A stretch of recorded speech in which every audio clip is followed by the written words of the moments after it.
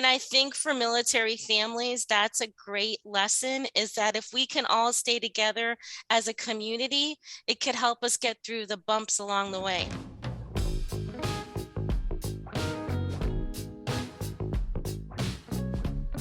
Welcome, everyone, to Season 4 premiere of The Scuttlebutt. I'm your host, Shaun Hall, the Director of Programming with the Veterans Breakfast Club. If you've been joining us for the last 3 seasons, you might be wondering how many other people are actually watching this podcast or this video cast if you've checked us out on YouTube. Well, we have a bit of numbers just to start the episode here.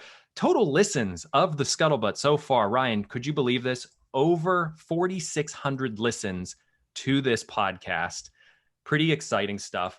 I think about half of those were you ranting about the 10th Mountain Training shoot house fail, which is pretty awesome. So maybe your second Ryan rant back at the end of season 3 might get another, 200 views or another million TikTok viewers. So thank you for being the spearhead for all of our viewership. I can believe that, but I think most people are tuning in. I could listen to you all day, Shaun. So. Oh, thanks. Kathryn, more numbers, YouTube views. We're over 2,600 YouTube views. You being a YouTuber as well, is 2,600 a big number? Is that something we should be proud of? I mean, I think so. I think anytime you get over 1,000 is good in my book, in terms of what we get at our station. So I think that's good. I think just having a project that's been going on for 4 seasons now, the longevity of it is something to be proud of. Definitely. Well, thanks. And also, as podcast downloads go, we're over 2,000 downloads on podcasts. So thank you all. Thank you all for listening, for sharing your thoughts. I know we ended last season with just a reaction video to our war music episode. There will be a volume 3 where we're going to break down more music from the post-Vietnam War era. So look forward to that coming up in season 4. We have many more episodes of The Scuttlebutt to come. Super excited about this one today. And make sure that if you like what you hear, you like, share, subscribe, ring the bell on YouTube, and send me an email, Shaun, SHAUN, @veteransbreakfastclub.org. I want to just quickly, for those of you who may be joining us for the first time actually hearing about the Scuttlebutt, let's go around the room real quick and just have everyone introduce themselves. We'll start off with Ryan, the co-host. Hello, everyone. My name is Ryan Hall. I am an Army veteran. I deployed to Iraq a few times, and I've been lucky enough to be the co-host of the Scuttlebutt for a few seasons now. And I enjoy doing the Ryan rants, so look for those when they come out. Kathryn, welcome back. Hi, everyone. Yes, hi. Thanks for having me. My name is Kathryn Ghion. I am not a veteran. I'm a civilian, but I am the proud granddaughter of a veteran. I am a news anchor by trade at WTRS TV in the Ohio Valley, parts of West Virginia and Ohio. And I am a wife and mom in my personal life. So glad to be here. And I know I'll never be as cool as Ryan's rant. We need to get a Kathryn rants in. So Kathryn, you need to find something to rant about, and we'll make sure to record it. I'll work on that. And our special guest for the beginning of season 4 is Lori Huertas. Lori, you have a lot of spinning plates and a lot of hands and a lot of cookie jars. And we're super excited to have you on because this conversation we're going to have with you today is sort of a follow-up to our Veterans Champion episode that we did in season 3. You're very much a military families champion, being a military mom yourself. I wonder if you could introduce yourself a little bit and give us a hint as to all the things we'll be talking with you about today. Thank you for having me, and it's great to meet all of you. Yes, so my pride is the thing I'm most proud of is being an Army mom. As you mentioned, I have a son who is a lieutenant. He's currently stationed in Fort Campbell. I'm a grandma with one child and another one on the way, so I'm pretty excited about that. Similar to what Kathryn was saying, I haven't been in the service. However, I did call to join when my son enlisted. I was just too old. I didn't realize that there was a cap at 40. So I thought they were like, if you'd called 10 years earlier. So I did want to enlist. I just called too late. I'm a doctorate student at Barry University. My dissertation is on improving student services for military students. I am an ambassador for Blue Star Families. I am the program director of a military children's reading club where we read virtually to children all around the world and their families through the National Veteran Chamber of Commerce. I'm a trainer with the USO. I'm a mentor for Veterani and the US Chamber.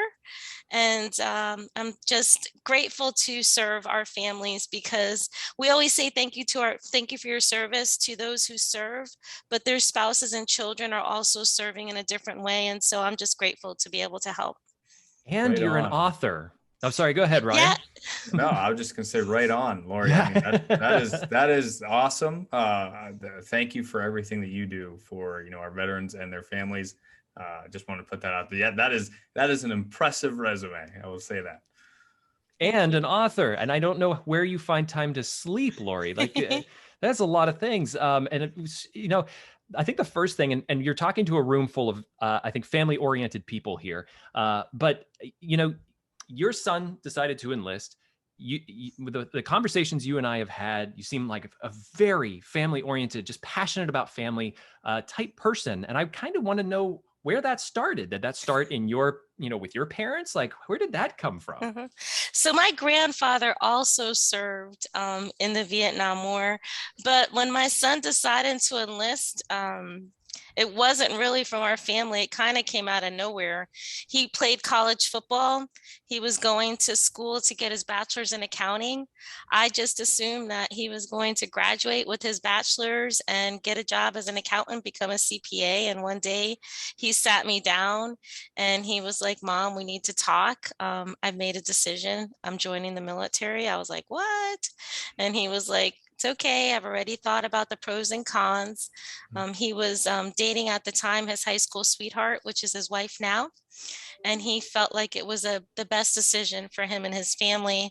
And since then, it's been almost 4 years, a little over 4 years since he's been in there. He loves it. He's also pursuing his doctorate. But it was definitely a shocker when he said that he was going to join. And so what happened is I remember when he was sworn in and I drove down to Miami and I had the little, my throat, I wanted to cry, but I was holding it in because I didn't want him to see me like that. And he hugged me and he said, "Mom, please don't cry. You're going to make me cry." And said, I was holding it in. As soon as I left there, I remember going into a parking lot and just crying. One of the things that really inspired me to help families was that when we were in the waiting room, the Red Cross came in and talked to all of the parents and families and said, "Look, if there's ever an emergency, you can't reach your child, we're the ones that you contact. But if you ever want to volunteer, this is another way to give back."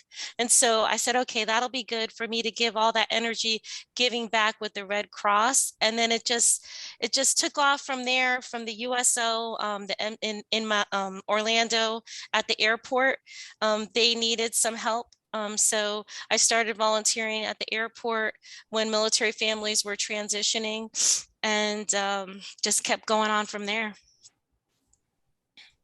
That is really cool. Yeah, I mean, those USOs and airports are always so helpful, and USO does so much for the military, as well as the Red Cross.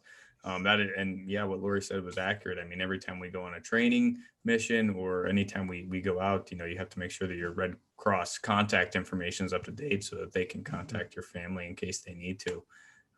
That is really cool. So when you had that emotional reaction to your son joining the military, what was, were you worried? Were you anxious? Was it just because, was it a fear of the unknown, or did you fear for his safety, or what was it? Just got to be honest with you. I think it's watching too many movies and the way Hollywood portrays the military and how it's all war and everyone's going to get killed. And I think it was just that perception in my head. I never had a doubt that my son wouldn't be able to do it, because as he played college football, he was always a leader. He was like captain of the football team. Since he was 3 years old, my son was always a leader. So I knew that he would do well. I think it was more of the images that come to your mind on the news and things that you see and thinking about that. But I believe in God. And so through prayer and trusting God, that was what really got me through it, in that I knew he would be okay. And I knew that he was equipped do a great job.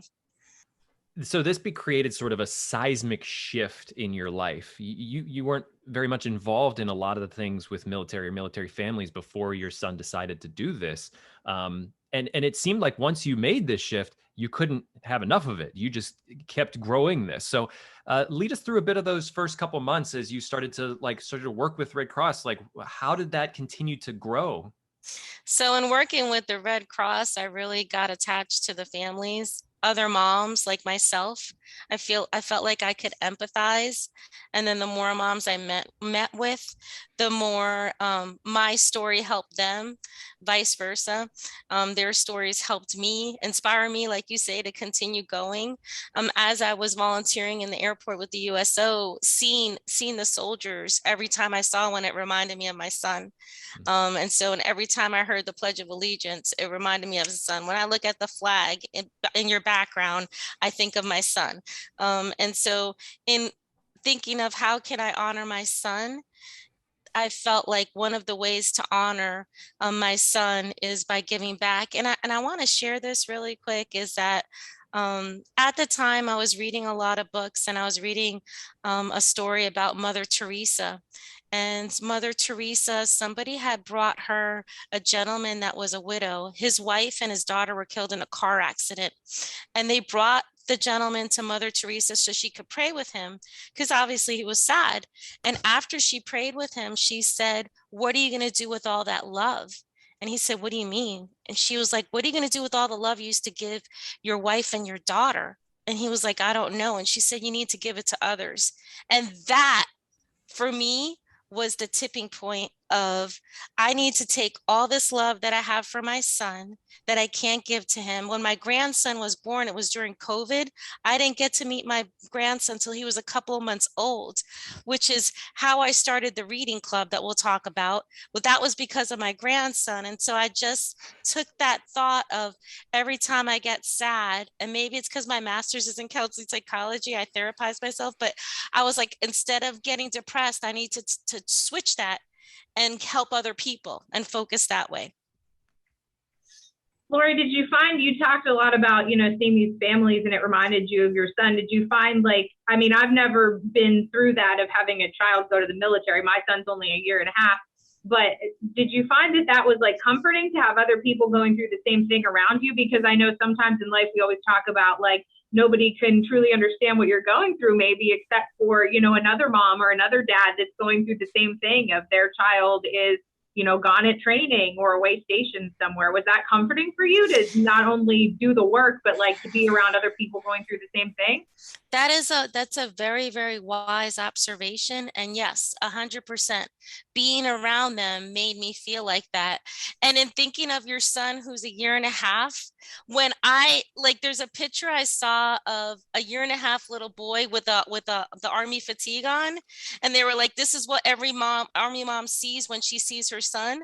I think that's the perfect example, because even though he's a grown man, he's married, he's leading a platoon, he is in my mind, I still remember him when he was a year and a half. And so I think that was part of the separation that was challenging at first, but definitely being around other people makes you feel like you're not alone. And I think for military families, that's a great lesson, is that if we can all stay together as a community, it could help us get through the bumps along the way. Yeah, that's a great point. I want to ask, just out of curiosity, to Shaun and Kathryn, what would you do? How would you feel if, your little ones grew up and said, "I'm joining the military"? What do you think your reaction would be? Kathryn, you want to take a swing first? Yeah, obviously, I think your initial mom response is worried for safety. And I think every parent would be that way. The first thing you're worried about is safety. But, in my family, there is a little bit of a history. My husband's grandfather and my grandfather both served in the military. So I would, there would be a sense of pride there as well. But I think it would just be a full shift of life, like Lori said. And I've learned this from talking to a lot of the veterans that I talk to, they tell me that like it's a full shift of life for the families too. So I think it would be, for me, a shock at first. I would worry, and I'm just like, I'm a born worrier anyway, so it would probably be doubled for me. But I'd imagine there'd be some pride there. But I think I would have to do what Lori did and throw myself into something to channel like some of that anxiety into helping others, because what else can you do except support your little ones, then big ones decisions, Oh boy, that's a great answer and tough to follow. I'd echo a lot of that. My daughter's 19 months old, and she has an odd obsession with construction vehicles. So maybe she's going to be an engineer and would want to go in that way. But having been sort of involved in the military and veteran and service men and women space for the last year and understanding a lot more about it, I think I'd feel a little bit more comfortable if she came to me and said, hey, I want to join the military, because I think I'd be able to have that conversation with her, be able to sit down, and I would know people to say, hey, let's go talk to some veterans. Let's go talk to some active duty personnel, just so to get more of an idea of what to expect. I want to prep you for that. I would worry like crazy. And I can't imagine her at 18, and I can't imagine in 18 years me thinking anything other than you, the little 19-month-old that I'm trying to make sure it doesn't fall and hit her head. It's a very, very odd thing in my brain. But I think I would be supportive of anything that she decides to do. I would just want her to make the most educated decision, and then take responsibility for that decision. Now, if I'm going to go into the military, then do your best and go in knowing everything that you need to know to succeed. So as for Branch, I might have to push her towards Air Force, but only because I want to fly in a fighter jet. That's the only reason, Ryan. Not because it's better than the Army. It is. It's okay. I heard the cafeteria is better. At least. So definitely I would worry, just the same as Lori and Kathryn saying, but I think I would be very supportive and just want to have the conversation with her.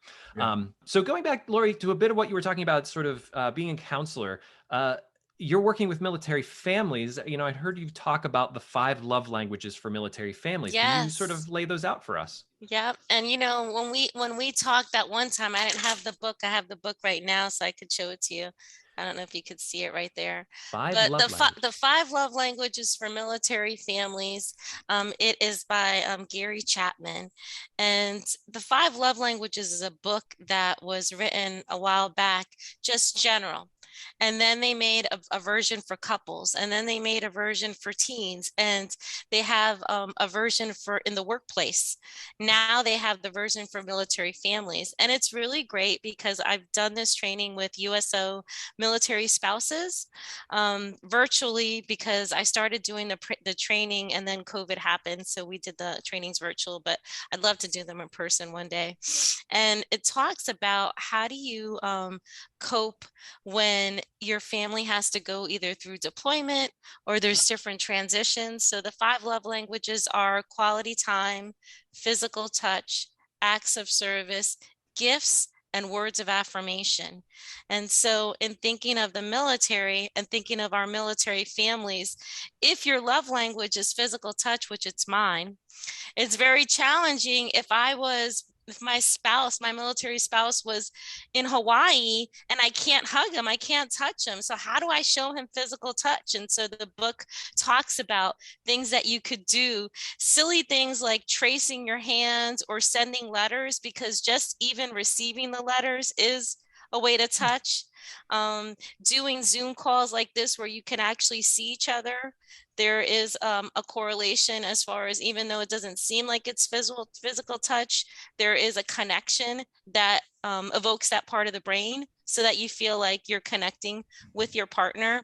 With words of affirmation, obviously that would be writing letters, sending emails, leaving messages for your loved one.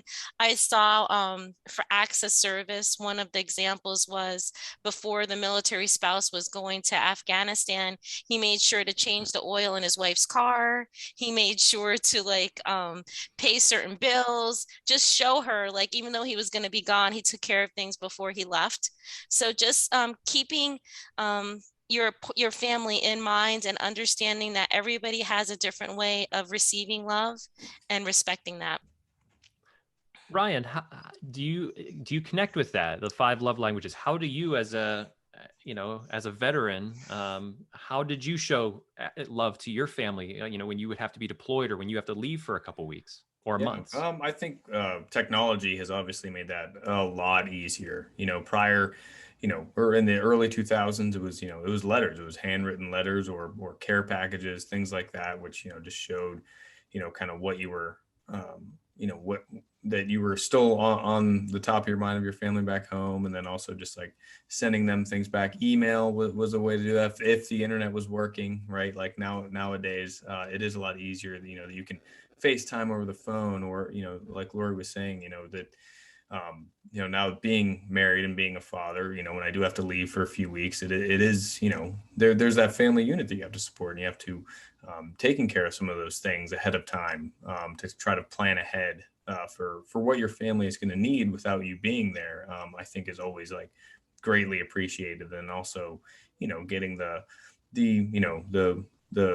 texts and the photos while you're away of like what your family's doing, and your kid at the pool and things like that is always just like so helpful. And although that there is always a bit of like you're missing out, it's still nice to know that your family's okay, and that they are they're doing okay while you're not there, and that you can't wait to get home to see them. So yeah, I think all of those, such a combination of all of those love languages is I think kind of what it takes to make it work. But I think identifying where you and your significant other, your spouse or your kids, what best speaks to them, understanding that is definitely important. Yeah. Lori, what would you say is the most difficult challenge that military families face? Adapting to unexpected change. So when someone finds out one day that they're going to be shipped somewhere next week, and the whole family has to adjust. So the wife has to figure out what school that the children are going to go to. They have to figure out where they're going to live. If they're not going to be together, how are they going to do that? And so I think they have to be really, one of the things I love about military families is every time I talk to them, resiliency is what comes to mind. They just really learn to be resilient. And adapting to change isn't always easy. It's not always welcomed. It's not something that they're like, yay, we're going to be moving so-and-so. I mean, unless it's Hawaii, everybody's not going to be like, oh, yay, we're going to go to a different part of the world right now. But it's how can we work together? So I think through communication and respect, they can overcome that. I think, chiming in here as a true civilian who has never been in the military or, have my immediate family in the military, from what I've learned really over the last several years, and I just want people who are listening who, aren't military families to realize this, on behalf of you, Lori and Ryan and all the other military families, is like, it's not just your loved one goes to the military and does their thing. They're dealing with their training or in their job, and they're also having to worry about their family back home, but also on the families. Like, it's not just their loved one leaves and life goes on as normal.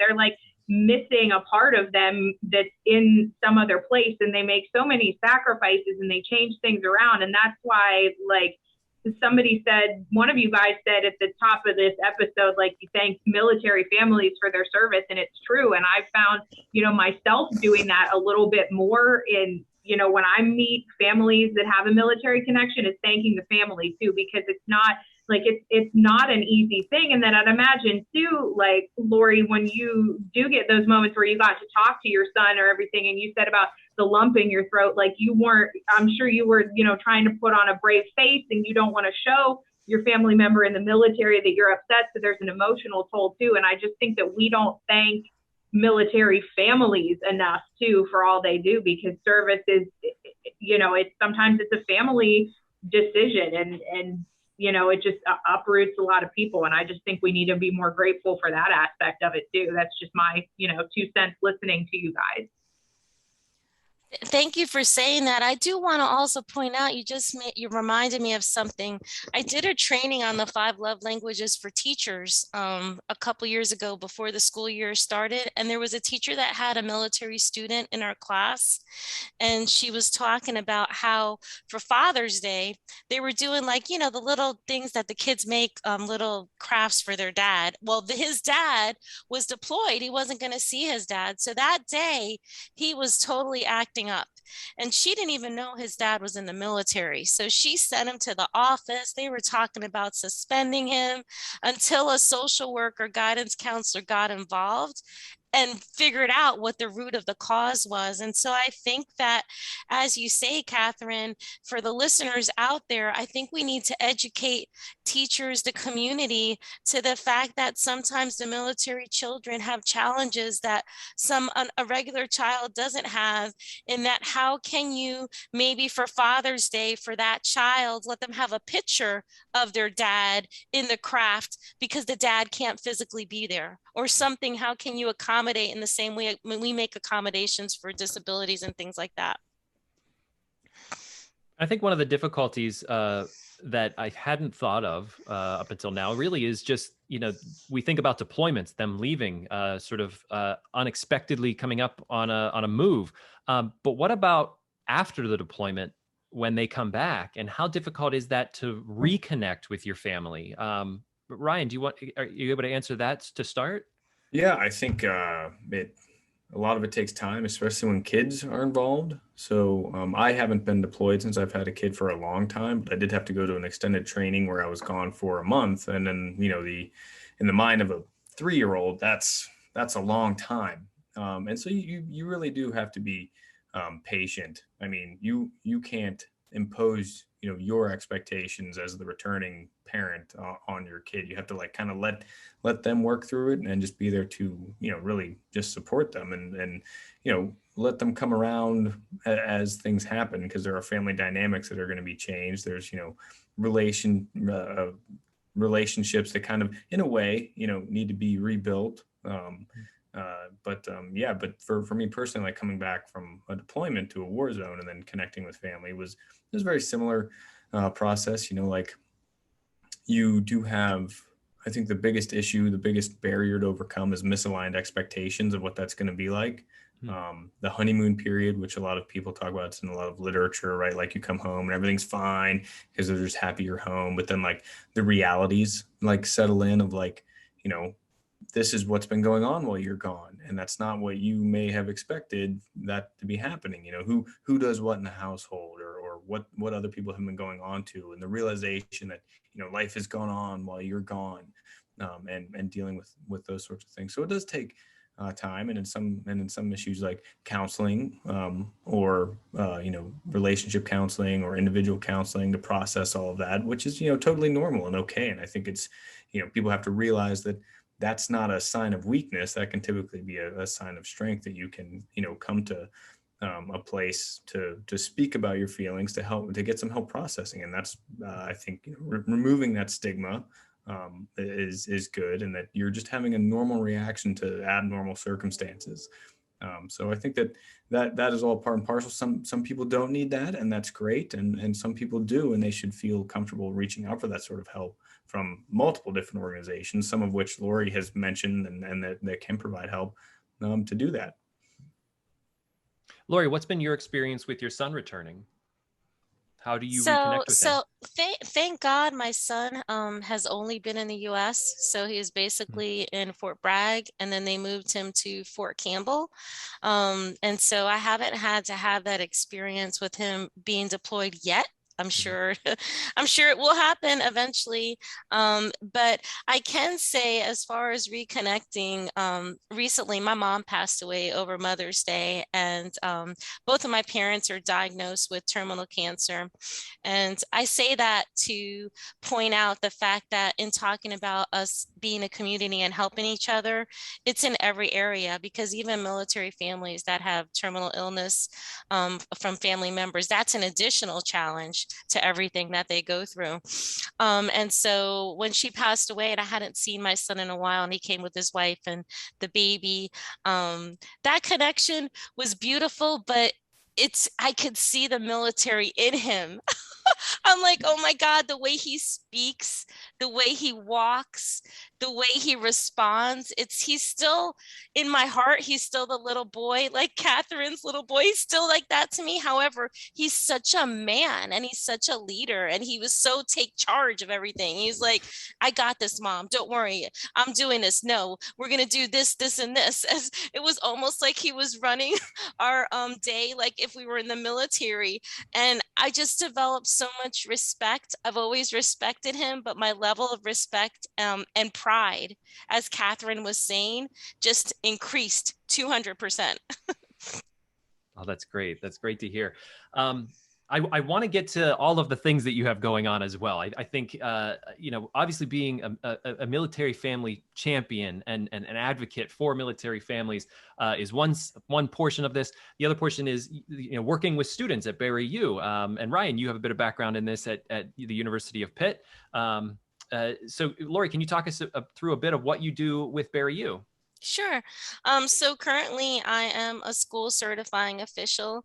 And what that means is when we have a new student or an existing student that wants to use their military funding to pay for their education, I'm the liaison between the school and the VA.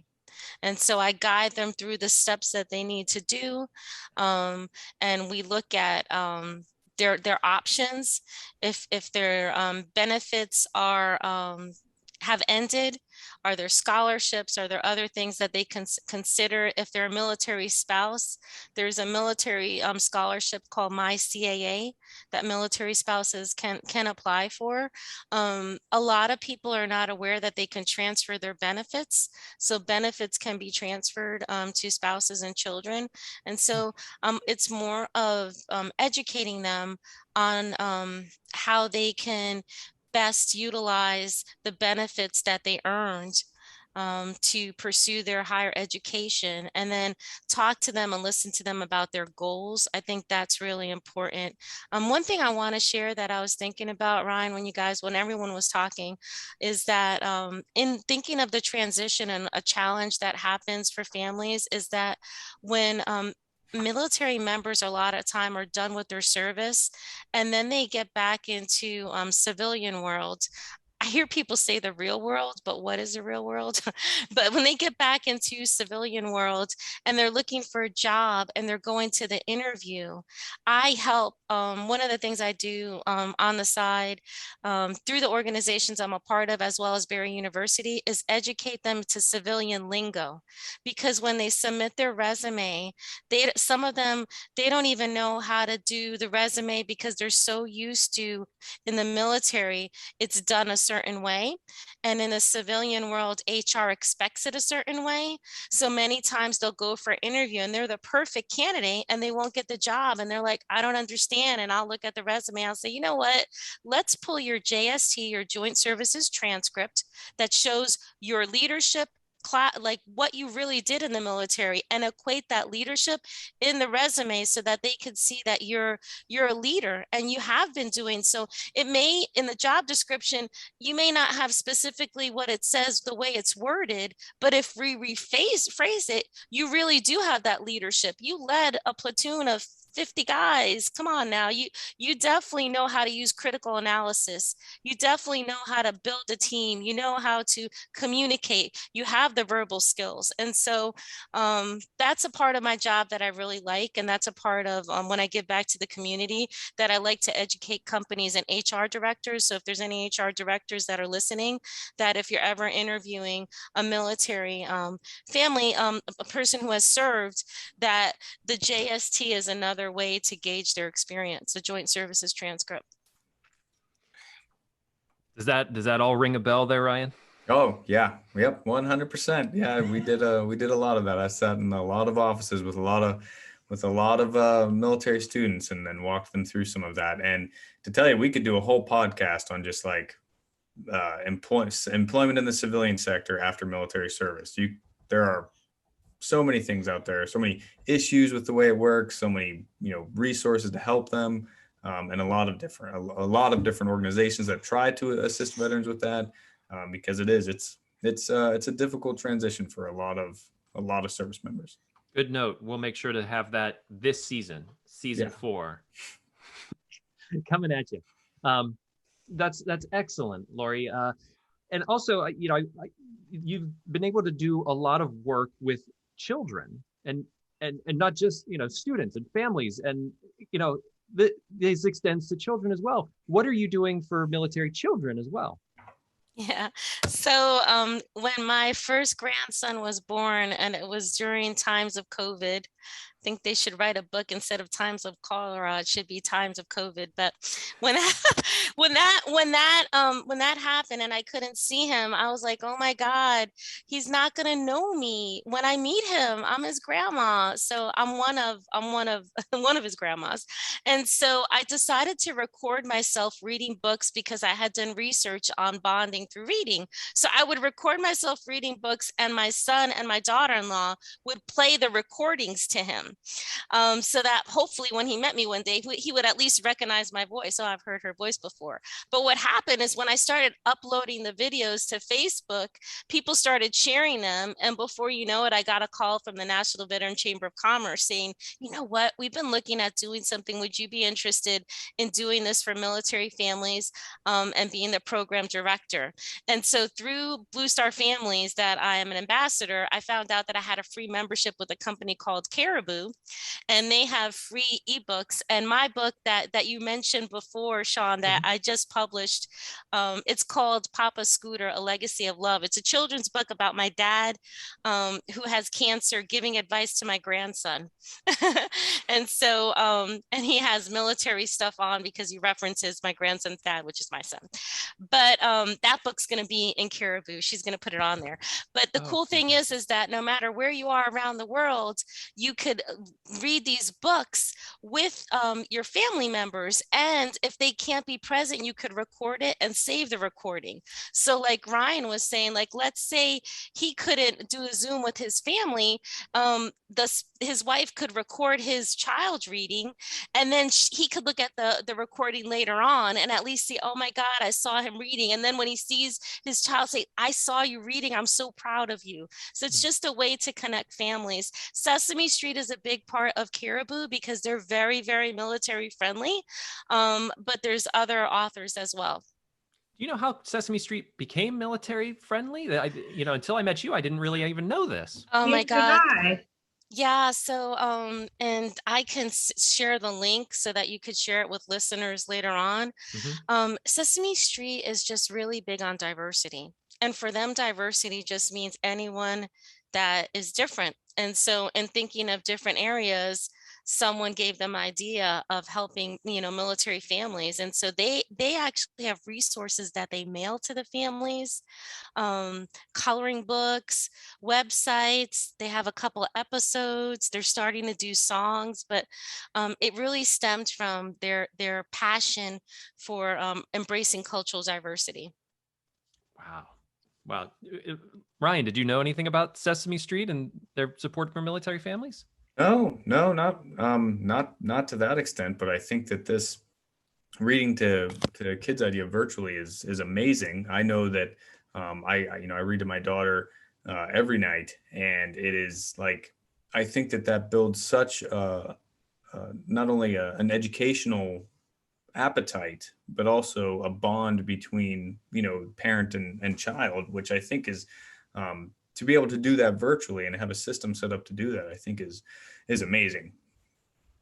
There's something so comforting about it too. Like me too. Like I read to my son all the time, and I did it way before, when he was only like a month old, way before he could comprehend any of it, But I think there's something so comforting about it. Almost makes me tear up a little bit about the fact that, like, you could be deployed and you read a book and record it for your kid, and then your kid can sit there and essentially read with you before bedtime if they have the same book on their screen. I mean, I've always been such a big proponent reading is kind of something that brings us together, because it's good for education and all those things. And I'm not, knocking any of that, but like just how much it brings people together over a shared love of a book that it brings tears to my eyes.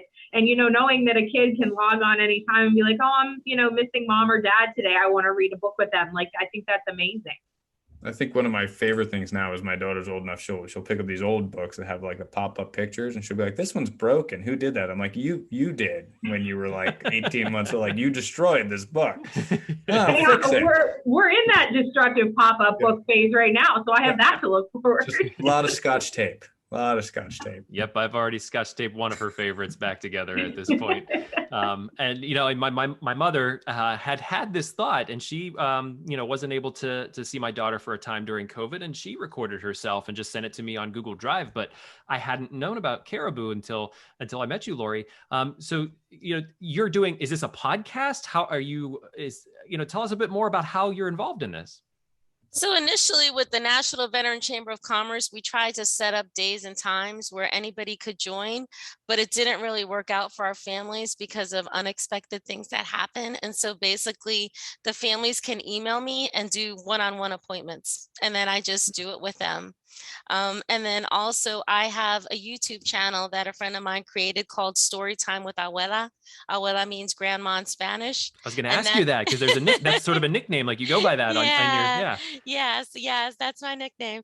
And so I have those videos recorded where I read, and many of the episodes you'll see I dedicate to my son, I dedicate to my grandson. I mention the military families, like I did one I think around Memorial Day, and kind of educated everybody to how Memorial Day is about us remembering, and how it's very important that we remember those that serve. So yeah. We're going to have links in the chat on the website for Lori's YouTube channel. Lori, you were going to share your screen. If you're listening to this as a podcast, we encourage you to pop over to YouTube. Lori's going to share our screen, show us a bit of what Caribu is. And are you going to read us a book too, Lori? Are you going to read us your book, or are we going to get one from Caribu? I would like to, no, not my book yet, because it's not officially published. Oh, okay. Once it's on Amazon, I'll do it. It should be soon. However, I will do Caribu, and I would like to take a volunteer, or maybe use Kathryn and Ryan to read a couple of pages. So I didn't prior to this. I didn't volunteer you guys. So I feel free, jump in. Hey, use your acting skills. We're all parents. We should be good at reading books, right? So can you see this? Wow. So when you go to the Caribu website, and Caribu is CARIBU.com. So when you go to that website, you can put anything in the search bar. So I put military in the search bar so that you can see there are some books about the military. And the one that I chose for us today is called Little Daisy's Worst Best Day. We Serve Too. So when you open it up, this is what it looks like. You can actually see the age group, the author, the illustrator, and then it gives you a little bit about what the book's about.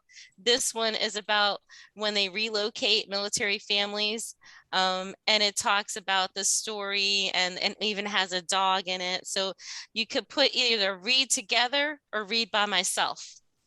So I'm going to put read by myself. So this is the book. So maybe we'll just do this one page, but if Kathryn wants to do one paragraph, Ryan does another one, and then I'll do the last paragraph just to show what it's like. We'll do this one page. Oh, can we do 2 pages? I want to join. Okay, perfect, Ryan. So you could do the next page. Okay. Can't leave any of the kids out here, Lori. We're all kids at heart.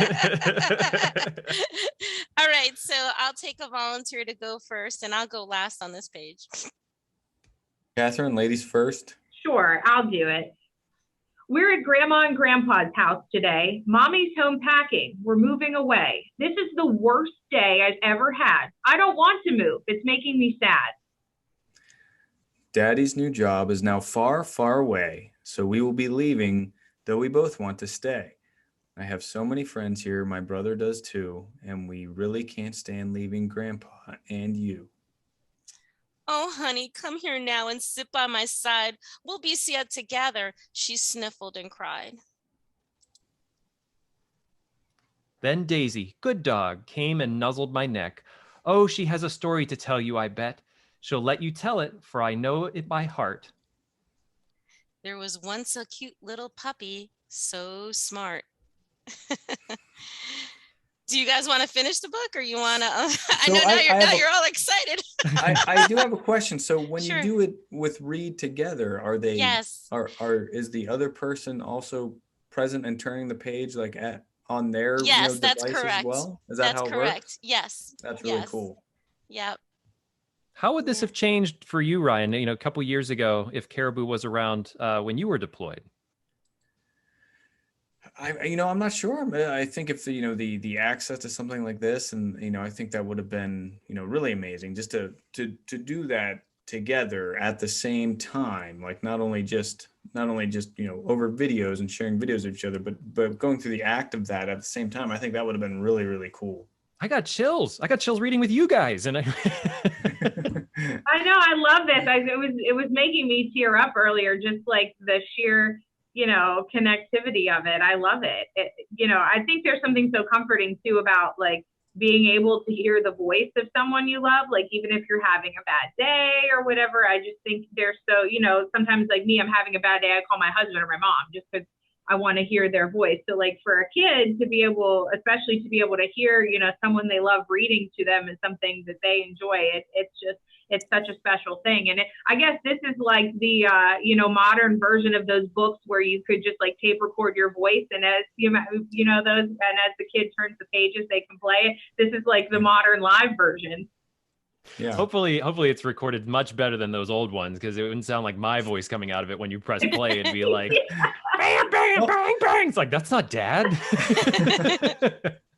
Well, I feel you guys did great, and I really feel out of my depth. I'm reading with a trained actor, a news anchor, and the lady who is an expert at this. So you guys did. And Lori put us all to shame. She was really, she had like the inflections going.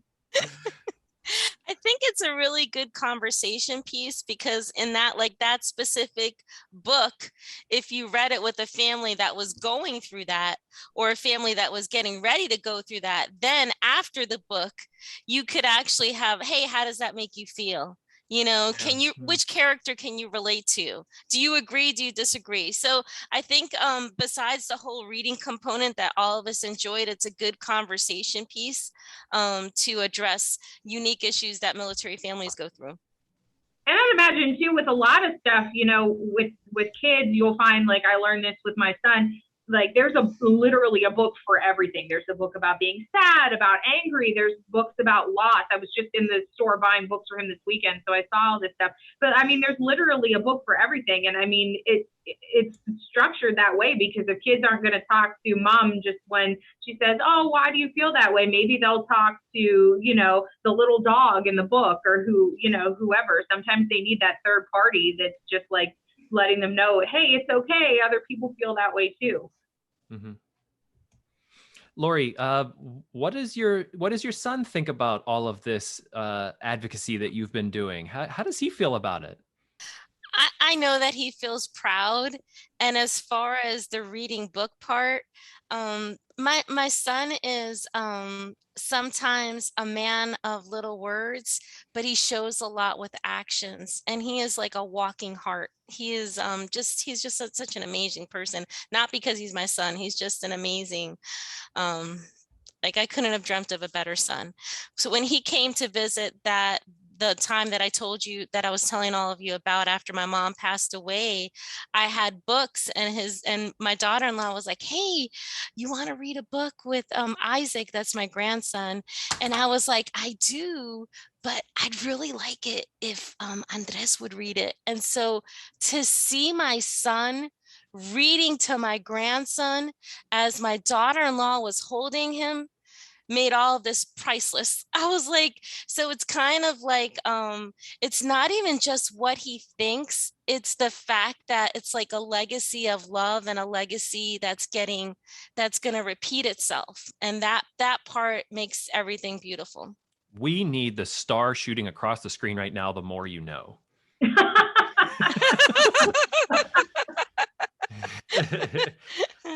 Boy, in Natalia, who runs Caribu, we've been in contact with her. She was super excited to have Caribu a part of the Scuttlebutt. What do you think of Natalia's sort of contribution to this? She has such a heart for the military. Like, this is so very important. This is free. Caribu is free for military families. So for non-military families, I believe there's a cost, but for military families, it's free. And so how great to have a resource like that. That's fantastic. Lori, what is your favorite kids book? Do you have one? I would say, that's a good question. I feel like I have so many. I think Goodnight Moon is one of them. I also love the Dr. Seuss books, every single one of them, because I feel like that rhyming component really gets people involved and it gets children involved in the stories. So I think I'm gonna go with the Dr. Seuss books. I would agree. Oh, the places you'll go. Yeah, that is a great one. Yes. And I only like saying the word mush in the Goodnight Moon one. Goodnight mush, goodnight nobody, goodnight mush. I don't know. I love that part when I'm reading to my daughter. Kathryn, what's your favorite kids book? Oh my gosh. So I think this is the right title. I'll be honest with you. Sometimes my son just brings me a book and I start reading it before looking at what we're reading with. But there's this book, I think it's called like Love You Forever. And there's a line in it that says, I'll love you forever. I'll like you for always. As long as I'm living, my baby you'll be. And it's just so sweet. You know, it talks about it. And I think I'm going to continue to read it to him as he gets older, just to let him know that, you know, he'll always be like my little baby. So that one makes me cry. But we're also big right now in my household on Goodnight Pittsburgh. You know, that's the hometown book for me. So I have Goodnight Darth Vader. That's the, which is pretty funny if you read through it. Ryan, favorite kids book? That is, I can't believe we're all on the same page here, but there is a version of Goodnight Moon called Goodnight Goon. And it is a Halloween inspired one. And my daughter loves it. We've been reading it for 4 years and she still loves reading it. It's hilarious. And so Goodnight Goon is a very, very good one. Yeah. That's going to be the next book purchase. I need to see that. Ryan, do you have like character voices? Because you have just this great baritone. And you have to, right? Like it's where I really one up my wife. It's where the reading competition starts, right? She'll just stick her head in me like, what are you guys doing in here? You know, we're playing out the book. It's fun. That's right. One that I really like personally, which I don't know if my daughter's quite at the age yet where she can appreciate it, is called Animalia. It's by, I believe you pronounce it, Graham Base. It's less there's reading involved. It's an alphabetical book, but the art in it really blows my mind. I'm going to pull up a screen share of this. Let's see here, if everyone can see that. Oh, wow. I remember that book. Yes. So, I can't remember where we got this book, but it goes through the alphabet and look at these pictures. And then it's all an armored armadillo avoiding an angry alligator. And then a part of each picture, as I started to like look into this book more, because you just sit there with your kid and you start looking at books and looking at books, and like this one, everything started popping out to me that every piece that's inside of each picture is based on the alphabetical letter that the poem or the rhyme is. So you flip over beautiful blue butterflies basking in a babbling brook, by a babbling brook. You have beetles, you have a bumblebee, you have a beaver, you have all of these different things that start to like pop out to you the more that you look at it. And I think I show it to my 19-month-old and she's like, yeah, okay, whatever, give me Goodnight Moon. But this one to me is just crafty crimson cats. It's a 2-pager, carefully catching crusty crayfish. There's a camera, there's a cobra, and there's actually, and what I found that really sort of made me love this book was at the very beginning, the author had drawn a little picture of himself and said, if you look hard enough, you might find me in each picture. And so like, I'm diving into this over the course of the day, trying to find him in each picture, but it was something that I was like, I love, teaching her the alphabet. I love teaching her all these like different words and different things that she can look at, like, where's the crayfish? And she has to, sort of dive into it and find it. But that's one of my favorites that I've been sort of obsessed with lately. That's cool. I remember that book from when I was younger, and I didn't think about it until you just brought it, but I remember loving that book. That book was awesome. You're going to get a Christmas gift this year, Ryan. Boy, every time we have a Scuttlebutt, I'm always interested in what the topic's going to be. And this one, Lori, really just blossomed into a lot of different topics that I think we can extend into more Scuttlebutt episodes. Certainly just the military family champion idea of this, and just, how to bring military families more into the understanding of regular civilians like Kathryn and myself, just understanding what challenges they're facing, what they're going through, making sure that, it's not just thank you for your service to veterans and active service men and women, but to their families as well. I couldn't be more excited for all of the knowledge that you've shared with us here today. Thank you so much for being with us. You're welcome. Thank you for having me. Of course. Kathryn, Ryan, any thoughts on the premiere here of season 4? Just, Lori, you are a complete ray of sunshine. Thank you for all of the work you do. My best to your family, and really to all the military families out there. Just thank you for all you do to support your loved ones who are serving. Yeah, and I'll just echo that, Lori. Thank you for all that you do. Thank you for coming on our podcast. Kathryn, again, thank you for coming again. What a fantastic conversation, and thank you very much. Lori, I'd like to give you the last word here. Any parting thoughts for us? Just for military families out there, just know that you're not alone, and you're only a book away from your family member. Love it. Please make sure to like, share, subscribe, and ring the bell on YouTube. And if you would like to connect with Lori or want to know more about Caribu, please email me at Shaun, SHAUN, at veteransbreakfastclub.org. We'd love to connect you with this great organization, be able to read to kids. What a great thing. Anyway, thank you all for joining us. Look forward to season 4 of the Scuttlebutt. We'll see you all next week.